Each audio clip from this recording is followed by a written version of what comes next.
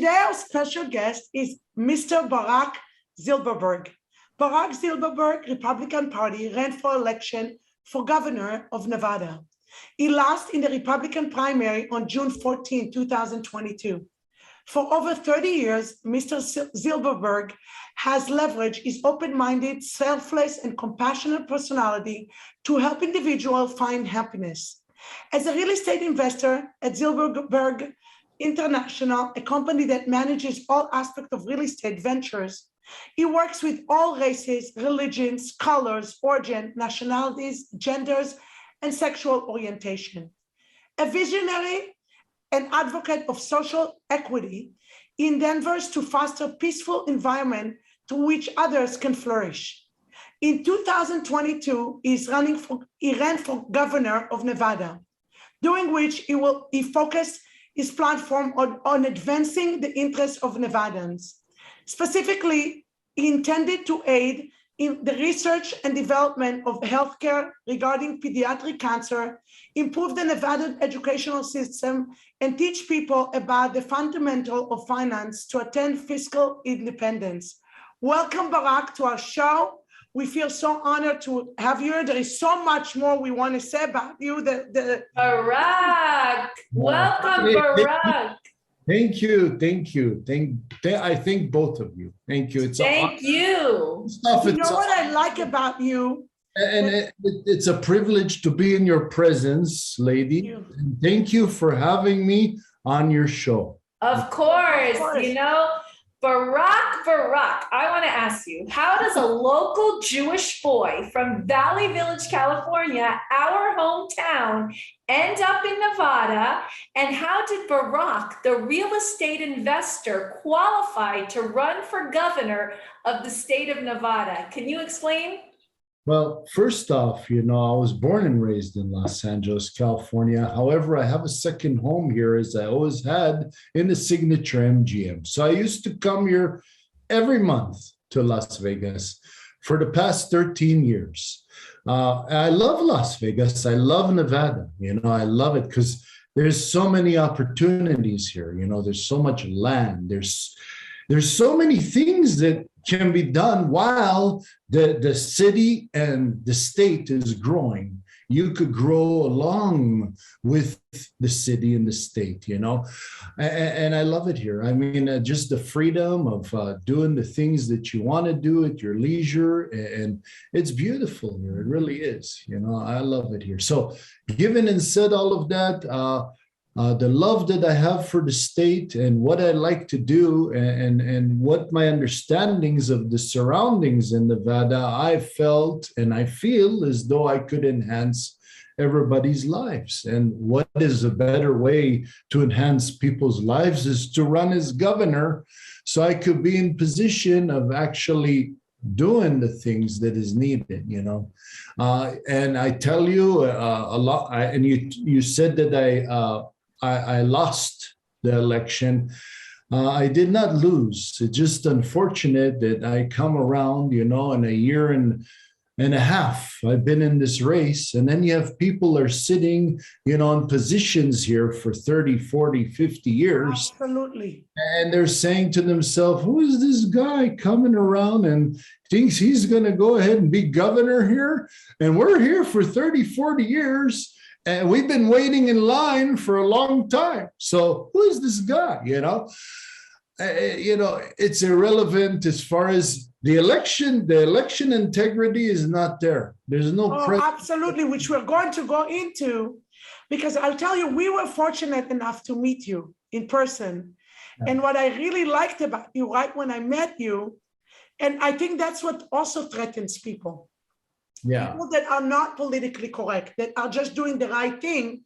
And those people that, like you said, that have been in politics for 30 years, somebody like you really scares them because, you're a businessman. You want to help the poor. You want to help people advance in their life. And a lot of those politicians have been in this, around for a long time, and people like you kind of like make them feel uncomfortable. You see, you have to understand they want to suppress the people and so that they're uneducated and they could take advantage of the people, not knowing the people are taken advantage of, unfortunately. The system doesn't work for the people. And I wanted to bring a presence of the system working for the people, as our Constitution reads, and all our amendments, that everything's adhered in our country, so that must be portrayed and interpreted into our country. But unfortunately, we have corruption. We have people in positions, and we have George Soros and many other people that they funnel in money in order to misinterpret and misguide the people. What do you think? California is more corrupt than Nevada, or do you think they're pretty much? Well, I definitely think California is corrupt. I just hope they don't make Nevada as California.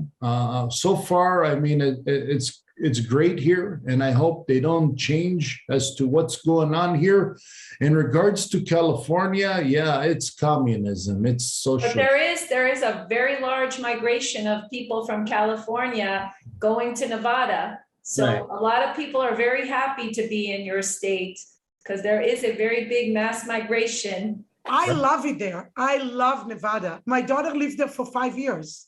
Yeah, I love it here as well. It's great. It's nice. It depends where you live and what areas. And there are beautiful areas, and there's all kinds of areas. But the main thing is the people and the communities. They're very nice, good people. A lot of veterans, people served, the armed forces and what have you.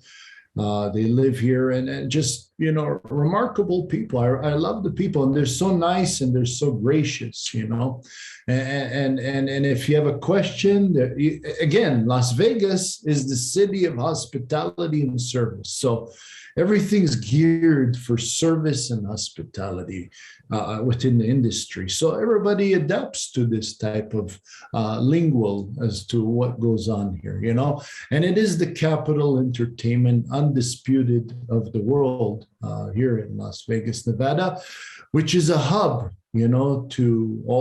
for the whole world. Everybody from all over the world, from all over the country, come over to Las Vegas, Nevada.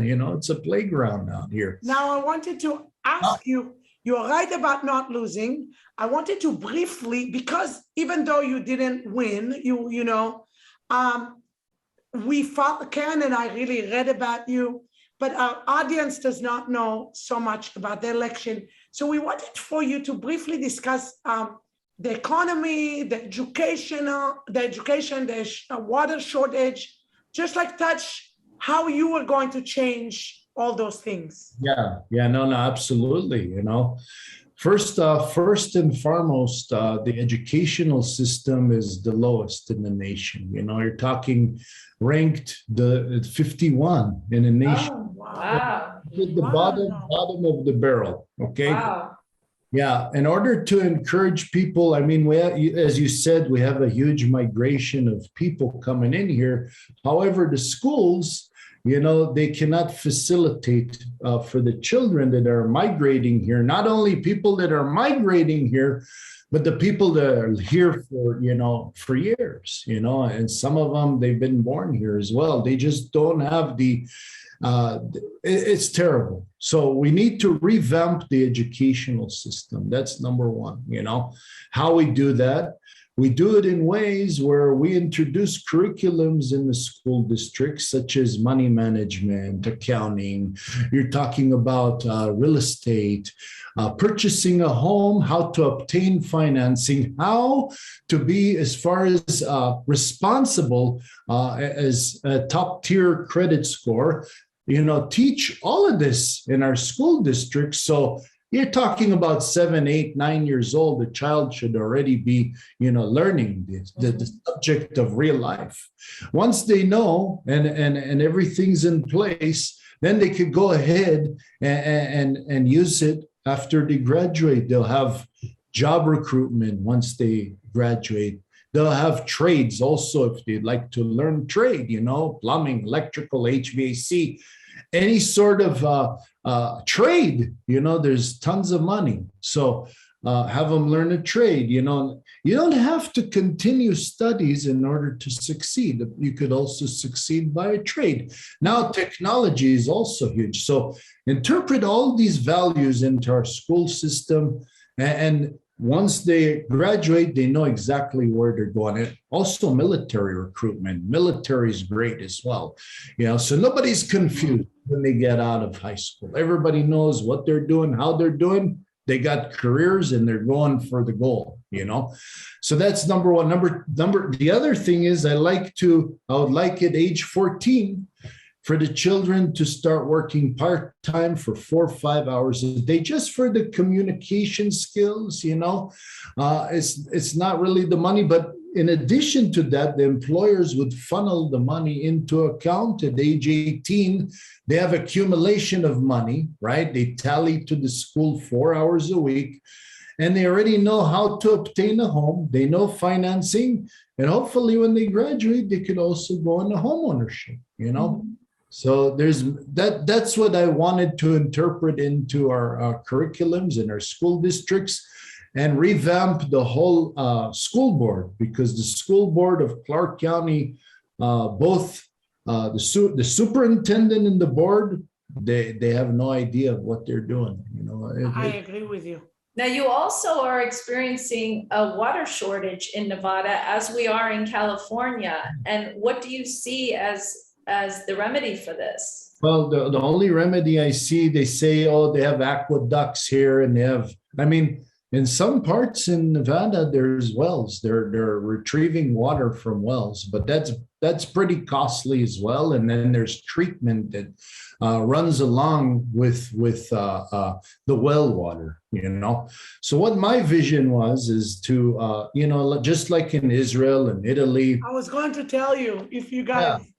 No, it's basically the process of desalination. So what you do is, you extract the water from the sea or gulfs or what have you, which there's tons of water, right?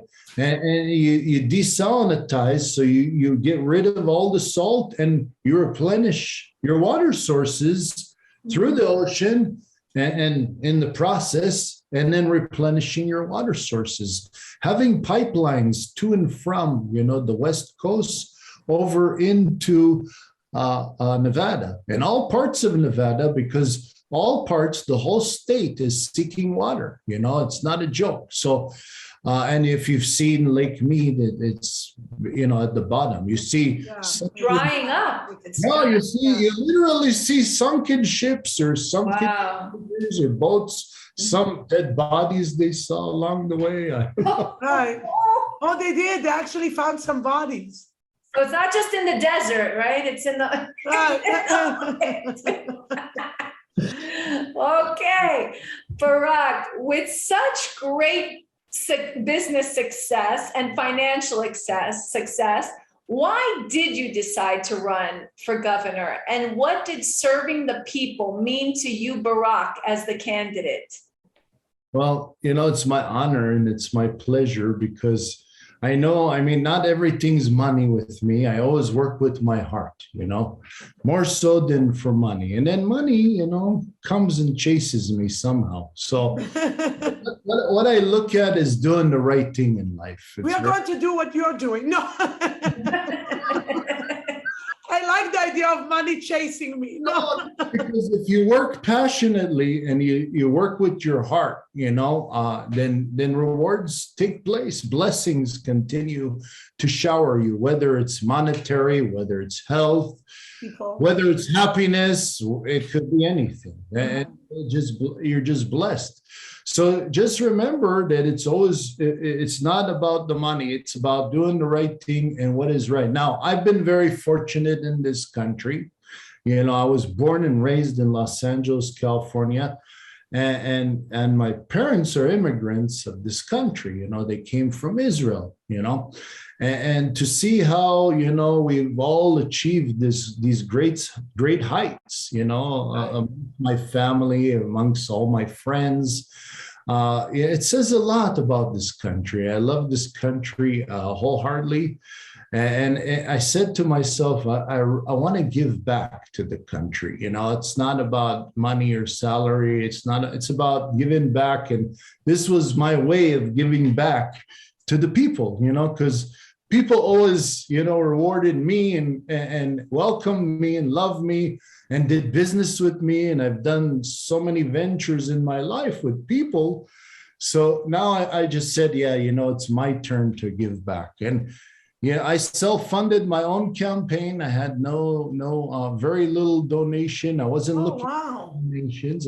I had donations, but more. I've funded my time and efforts and everything into this campaign. And let me tell you, it's a remarkable thing.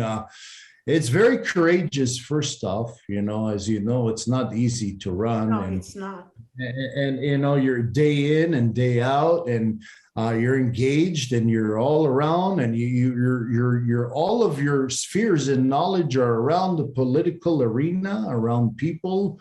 And you go into places that nobody else goes to. I mean, I do. You need to go with Etienne and I next year to the Reno rodeo.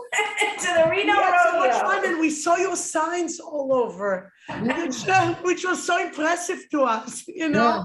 We saw your signs, and I'm like, hey, he's gonna be on our show. I know. Barak, I want to tell you, I want to tell you too, I put the signs myself. Yeah. The sign that you see, I actually hung them up. Yeah. No, you didn't.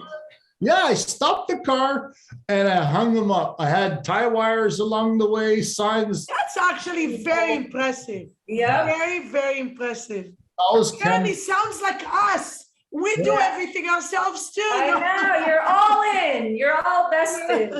No, because it'll be done if you do it. I mean, who it's could? So funny because a lot of people something. Who could do what you guys could do? I don't know. Right. Okay, so you have to do it yourself. People say to Karen and I, "Why don't you delegate?" And we always say, because nobody's going to do it the way we do. By the time we explain it, we might as well just do it. Right. Exactly. Barak, given the Supreme Court's recent decision to overturn Roe versus Wade, allowing states to ban abortions, what do you think, what do you anticipate will happen? This will supercharge polarization in the country.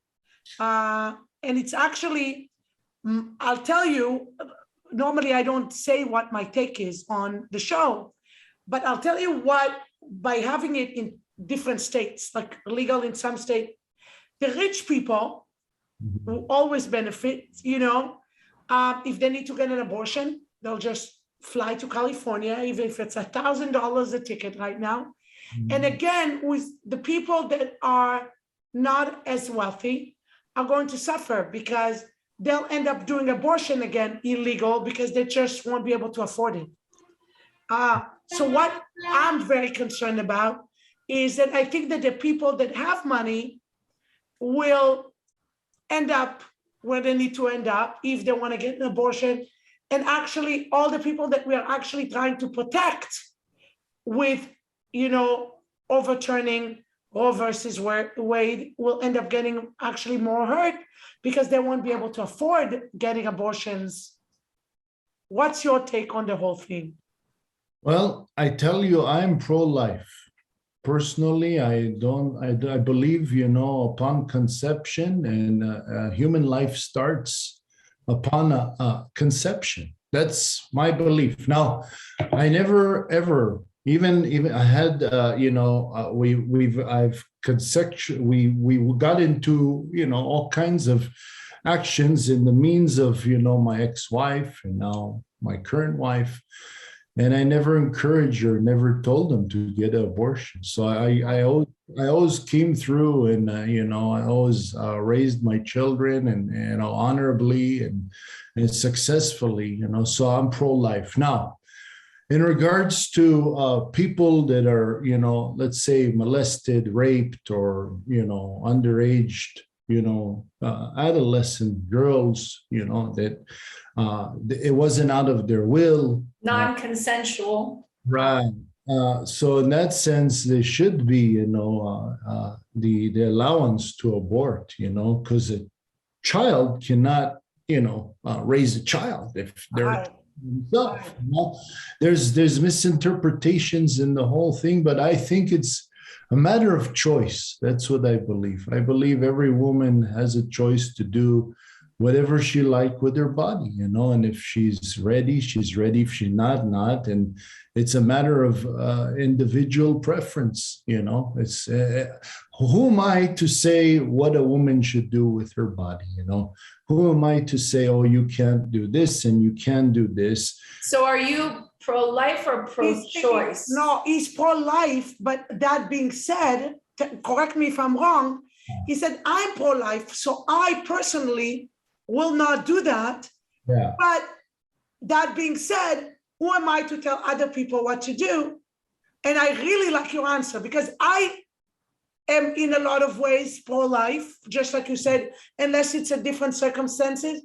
But just because I don't agree with it, certain things, does not mean that I have to tell people what to do. Right. And it's a matter of choice. It's a matter of what a person wants to do or woman wants to do at the time and the instance and the situation. And it all happens as to her ability to take charge of her body, that's what I believe. I'm very impressed with your answer. No, I'm telling you, I want to tell you one thing, the party, it's irrelevant, Democrat, Republican, we're all Americans and we're red and white, red, white, and blue, just like our flag over here. Absolutely. Okay? We're all Americans, okay? But people say, oh, I'm Republican. I'm in the middle. I'm just telling you, I'm in the middle, but I'm just slightly to the right. You're a moderate. Yeah. So, no, I'll tell you what it is. I'm not too much to the right, and I'm not at the left. I'm in the middle, but I'm over on the red side, which like is a moderate Republican. Yes. So no, I'll tell you. You know what my daughter told me that was very smart. She said, "Mom, people think that just because you're a Republican, you have to think a certain way, and the minute you don't think that way, they put you down for not being Republican enough." The same thing happens with a Democrat. If you believe certain things, and she said, the minute you start doing that, that's when this country is going to fall apart. Like you're a Republican, and even though you're a Republican and you are hardcore in certain things, a Republican, that doesn't mean that you have to agree with everything that the Republican Party, because then they're not going to be held accountable for anything. The same goes for the Democrats. Right, because you have to understand, there's in timelines of, centuries, decades, in the span of our life, there's always changes. You have to adapt to those changes. There's changes of the environment, there's changes of behavior and psychology and everything. And if you're aware of that, then you could cater and sculpt so that everybody in the most part is happy. Everybody lives the way they want to live and how they want to live, and somebody's livelihood shouldn't be jurisdicted by the government. Barak, I want to shift to another hot topic in the news, vaccines. I wanted to know, where do you stand on vaccine mandates and vaccine passports, and how do you fight these vaccine mandates in schools and other establishments? And, I just actually heard today that the mask mandate is going to return to California. This is one report I heard today on the 29th. I'm moving to Nevada. I just heard that. So, I want to know where you stand on the vaccine mandates, passports, and maybe masks in your state. Well, I tell you, the whole thing is ridiculous and it's nonsense. Just like we mentioned, with the abortion Roe versus Wade, which it should be of a choice.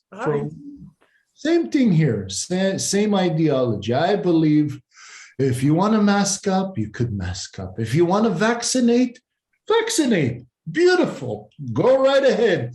But what if you don't want to? Then So presently in the Nevada school system, do they require every child to be vaccinated to go to school? no, I think now what happened is they remove all of the ordinances. There's no more masks. There's no mandatory vaccinations. All of that is thrown out. See, by us voicing ourselves, as citizens, I'm a citizen. I voiced myself out and I portrayed as to my beliefs and what have you. And people were listening in, and not only they were listening in, the candidates that I ran against, and all people in all positions, all my opponents, people maybe in the country as well. Ever since that we alerted this and we voiced this out, they've reduced the measures and they've thrown out a lot of measures, which is it's pretty cool. And that's how it should be ran. Now, I see a lot of people going in with masks, and, I respect them, and then if somebody wants to go ahead and vaccinate, I respect them as well. But those people who don't, they shouldn't have it be in a mandatory type of position of, a mandated position of interpreting these functions and these things. Thank you for your Next, if you decide to run again, the Yentas are going to be one of your campaign managers because I like the way you think. No, I definitely want to run, I want to run, and I don't know, I'm thinking maybe 2024, Well, you're very transparent. No, and he's president, you never know. You never know. Well, if you do win, we better be invited to the inauguration. Oh, yeah. I want to hold you up to it. I not only have to invite you, I have to invite many others too. The list. Etsy, I think you and I need to go and spend a day in the life of Barak. Oh, we are. As soon as I come back, we're going to do it. Barak, before we wrap up and close out the interview, I want you to tell us briefly, our viewers, what's your general life philosophy? If you can sum it up. The general philosophy of life, you're saying? Yes. What do you view? What's your view? First off, a person has to, in other words, know how to be self-sufficient. In other words, a person as you, me, all of us, we have to have the ability to do the things that we need to do individually as a person. Okay, that's number one. And if you could do that, then you could take care of others, by doing that. Now, how you do that, that's integrated spiritually, okay, physically and mentally. If you have those three key factors that are going very well within yourself, in your life, and then you can do anything. You could achieve anything in life. It's endless, And the only person really that roadblocks you is yourself.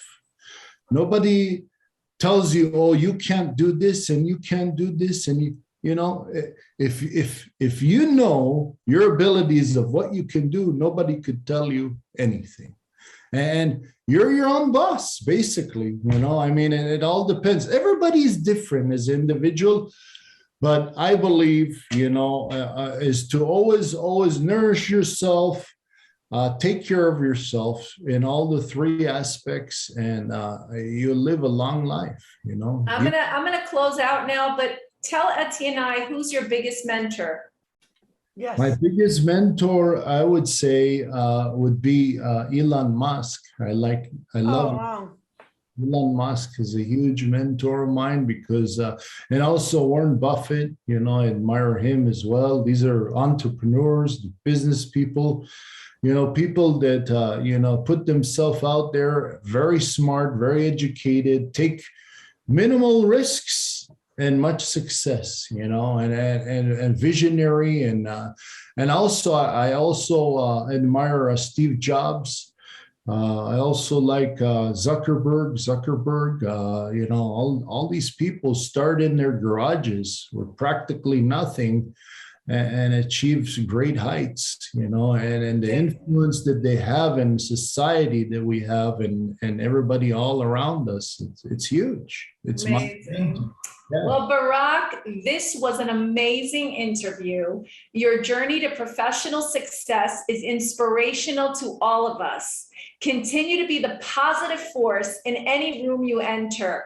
We wish you much success in the future. We hope you will join us again on Yentas in the City in the future.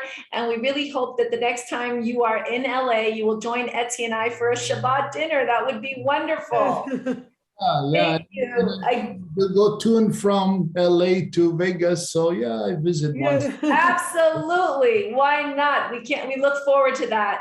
We would like to thank all of our followers for listening to this episode. Please remember, you can also follow us on Facebook, Instagram, Twitter, and TikTok at Yentas in the City. You can also write to us at dearyentas@gmail.com.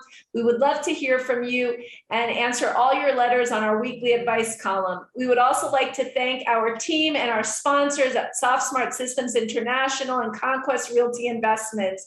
We really hope you enjoyed this episode because we did. We have a lot more coming. Until next time, this is Karen Cohen and Etty Elkis, and we are Yentas in the City. Thank you and be safe. And we look forward to dinner with you, Barak, either in Las Vegas, Nevada, or in California. Your hometown. Life isn't all about politics too. We could talk on arrays of many subjects. Oh, absolutely. You are very well rounded. In September, we're invited to give a speech about life. We would let you know so you can join. We'll get you a ticket to come in. I would love to. Amazing. Thank you, Barak. It's going to be a TED Talk. It's going to be Etty and Karen Talk. God bless you. God bless you.